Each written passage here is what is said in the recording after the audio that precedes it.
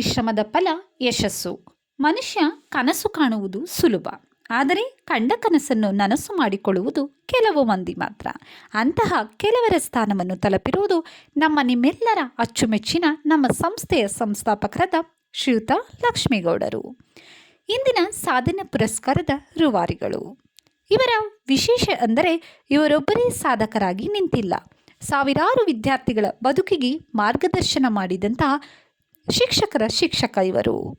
ತಾನು ಮಾತ್ರ ಸಾಧನೆ ಮಾಡಿದರೆ ಸಾಲದು, ನನ್ನ ವಿದ್ಯಾರ್ಥಿಗಳ ಸಾಧನೆಯಲ್ಲಿ ತನ್ನ ಸಾಧನೆಯನ್ನು ಗುರುತಿಸಿಕೊಳ್ಳುವ ಹೆಬ್ಬಯಕೆ ಇವರದು. ಇಂತಹ ನಿಮ್ಮೆಲ್ಲರ ಅಚ್ಚುಮೆಚ್ಚಿನ ಶ್ರೀ ದಿಡ್ಯಮ್ಮ ವಿದ್ಯಾಸಂಸ್ಥೆಯ ಸಂಸ್ಥಾಪಕರಾದ ಶ್ರೀಯುತ ಲಕ್ಷ್ಮೇಗೌಡರ ಕನಸಿನ ನಡೆಯ ಒಂದು ಕಿರುನೋಟ. ಇವರು 1959ರಲ್ಲಿ ಸಣ್ಣೇಗೌಡ ಮತ್ತು ಲಕ್ಷ್ಮಮ್ಮ ದಂಪತಿಗಳಿಗೆ ಕಣಗಾಲು ಗ್ರಾಮದಲ್ಲಿ ಜನಿಸಿದರು. ಇವರು ತಮ್ಮ ಸ್ವಗ್ರಾಮದಲ್ಲಿಯೇ ಪ್ರಾಥಮಿಕ ಮತ್ತು ಪ್ರೌಢ ಶಿಕ್ಷಣವನ್ನು ಮುಗಿಸಿದರು. ಇವರು ತಮ್ಮ ಬಾಲ್ಯದಿಂದಲೂ ರೈತ ಕುಟುಂಬದಲ್ಲಿ ಜನಿಸುವುದರಿಂದ ಶಿಕ್ಷಣದ ಜೊತೆಗೆ ಕೃಷಿಯಲ್ಲೂ ಆಸಕ್ತಿ ಬೆಳೆಸಿಕೊಂಡರು.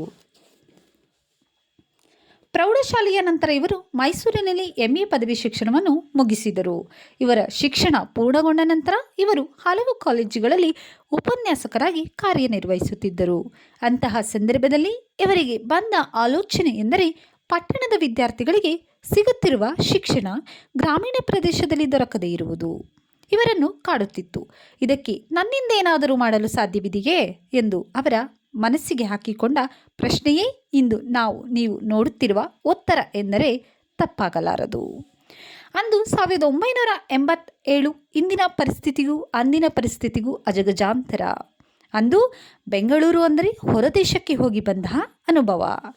ಇವರ ಕನಸಿನ ಪ್ರಯತ್ನಕ್ಕೆ ಅಡ್ಡಿ ಬಂದ ಅಂಶ ಒಂದಲ್ಲ, ಹಣಕಾಸಿನ ಅಭಾವ, ಅನುಭವದ ಕೊರತೆ, ಸ್ಥಳದ ಅಭಾವ, ವಿದ್ಯಾರ್ಥಿಗಳನ್ನು ಹುಡುಕುವ ಕೆಲಸ, ಶಿಕ್ಷಕರನ್ನು ಸಂಘಟಿಸುವ ಪ್ರಯತ್ನ, ಶಾಲಾ ಪರಿಕರಗಳು ಒಂದಲ್ಲ.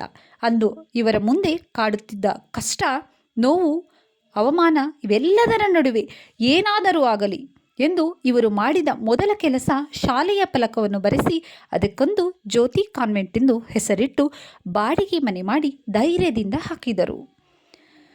ಇವರು ಅಂದಿನ ಕಾಲದಲ್ಲಿ ಸಾರ್ವಜನಿಕರಿಗೆ ಶಿಕ್ಷಣ ಸಂಸ್ಥೆಯ ಸಂಸ್ಥಾಪಕರು. ಆದರೆ ಇವರು ಈ ಸಂಸ್ಥೆಯಲ್ಲಿ ಕಾರ್ಯನಿರ್ವಹಿಸಿದ್ದು ಪೋಷಕರಿದ್ದಾಗ ಸಂಸ್ಥಾಪಕರಾಗಿ, ವಿದ್ಯಾರ್ಥಿಗಳಿದ್ದಾಗ ಶಿಕ್ಷಕರಾಗಿ, ಶಿಕ್ಷಕರಿದ್ದಾಗ ಮುಖ್ಯ ಶಿಕ್ಷಕರಾಗಿ ಕಾರ್ಯನಿರ್ವಹಿಸಿದರು.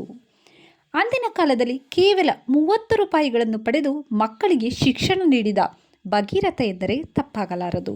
40 ಮಕ್ಕಳ ಗುಂಪನ್ನು 500ಕ್ಕೆ ತಂದು ನಿಲ್ಲಿಸಿ ಬಾಡಿಗೆ 2 ಕೊಠಡಿಯನ್ನು ಮಕ್ಕಳಿಗಾಗಿ 15 ಕೊಠಡಿಗಳಾಗಿ ಏರಿಸಿ ಸಾವಿರಾರು ವಿದ್ಯಾರ್ಥಿಗಳಿಗೆ ಜೀವನವನ್ನು ರೂಪಿಸಿಕೊಟ್ಟಂತಹ ಮಹಾನ್ ವ್ಯಕ್ತಿ ಎಂದರೆ ತಪ್ಪಾಗಲಾರದು. ಯಶಸ್ಸಿನ ಭ್ರಮೆಯನ್ನು ತಮ್ಮ ತಲೆಗೆ ಹಾಕಿಕೊಳ್ಳದೆ ಇಂದಿಗೂ ಇವರು ನಮ್ಮ ಮುಂದೆ ಶಿಕ್ಷಕರಾಗಿ, ಮಾರ್ಗದರ್ಶಕರಾಗಿ, ವಾಹನ ಚಾಲಕರಾಗಿ, ಶಿಕ್ಷಣ ಸಂಸ್ಥೆಯ ಸ್ವಚ್ಛಗೊಳಿಸುವ ಕಾರ್ಯದಲ್ಲಿ ತೊಡಗಿಸಿಕೊಳ್ಳುವುದನ್ನು ನೋಡಿದರೆ ನಮಗೆ ಹೆಮ್ಮೆಯಾಗುತ್ತದೆ. ಇಂತಹ ವ್ಯಕ್ತಿತ್ವ ನಮ್ಮೆಲ್ಲರಿಗೂ ನಿಜವಾಗಿಯೂ ಮಾದರಿ ಎಂದರೆ ತಪ್ಪಾಗಲಾರದು. ಈ 38 ವರ್ಷದ ಸಾಧನೆಯನ್ನು ಗುರುತಿಸಿ ರೋಟರಿ ಸಂಸ್ಥೆಯಿಂದ ಪಿರಿಯಾಪಟ್ಟಣದಲ್ಲಿ ಗ್ರಾಮೀಣ ಪ್ರದೇಶದ ಎಲ್ಲ ವರ್ಗದ ಮಕ್ಕಳಿಗೆ ಕಡಿಮೆ ವಂತಿಕೆ ಪಡೆದ ಗುಣಾತ್ಮಕ ಶಿಕ್ಷಣ ನೀಡುತ್ತಿರುವ ವ್ಯಕ್ತಿಯನ್ನು ಗುರುತಿಸಿ ಸಾಧನಾ ಪುರಸ್ಕಾರವನ್ನು ನೀಡಿರುತ್ತಾರೆ. ಇವರಿಗೆ ಇಂದಿಗೂ ವಿದ್ಯಾರ್ಥಿಗಳ ಭವಿಷ್ಯದ ಚಿಂತೆ. ಏನಾದರೂ ಆಗಲಿ ಮಕ್ಕಳಿಗೆ ಎಲ್ಲ ಸೌಕರ್ಯ ಒದಗಿಸುತ್ತೇನೆ ಎಂಬ ಇವರ ಭಾವನೆ ಬಡ ವಿದ್ಯಾರ್ಥಿಗಳಿಗೆ ದಾರಿದೀಪವಾಗಿ ನಿಂತಿರುವ ಇವರಿಗೆ ಆ ದೇವರು ಆರೋಗ್ಯ ಆಯಸ್ಸು ಕೊಟ್ಟು ಕಾಪಾಡಲಿ ಎಂದು 38 ವರ್ಷದ ಎಲ್ಲ ಹಳೆಯ ವಿದ್ಯಾರ್ಥಿಗಳ ಹಾಗೂ ಪೋಷಕರ ಪರವಾಗಿ ಈ ಮೂಲಕ ಪ್ರಾರ್ಥಿಸಿಕೊಳ್ಳುತ್ತಾ ಈ ಸಂದರ್ಭದಲ್ಲಿ ಒಂದು ಕಿರು ಸನ್ಮಾನ ಕಾರ್ಯಕ್ರಮವನ್ನು ನಮ್ಮ ಸಂಸ್ಥೆಯ ಎಲ್ಲ ಶಿಕ್ಷಕರ ಪರವಾಗಿ ನೆರವೇರಿಸುತ್ತಿದ್ದೇವೆ. ಗುರುಗಳು ನಮ್ಮ ಗುರುಗಳು,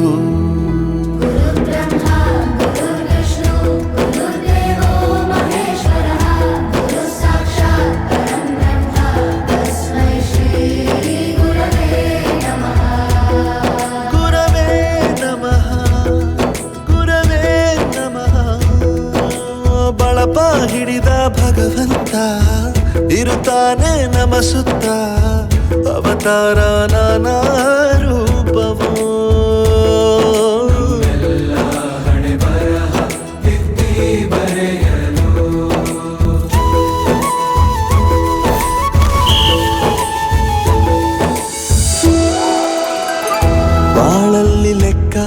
ಎಷ್ಟು ಮುಖ್ಯ ಎಂಬುದ ಬೆರಳಲ್ಲೇ ತೋರಿ ಕಲಿಸಿದ ಗುರುಗಳೇ. ಈ ದೇಹ ಹೇಗೆ ದಂಡಿಸೋದು ಎನ್ನುವ ಸಂದೇಹನಿಗೂ ಮೆಚ್ಚಿನ ಕಲಿಗಳೇ. ಕನ್ನಡ ಕಂಡರೆ ಕಣ್ಣಿಗೆ ಒತ್ತಿಕೋ, ಅಕ್ಷರ ಅಂದರೆ ಅನ್ನಕ್ಕಿಂತ ದೊಡ್ಡದೆಂದ ಗುರುವೇ. ಪ್ರತಿ ಬಾರಿ ತಾಳ್ಮೆ ಪಾಠ ಕಲಿಸೋರೆ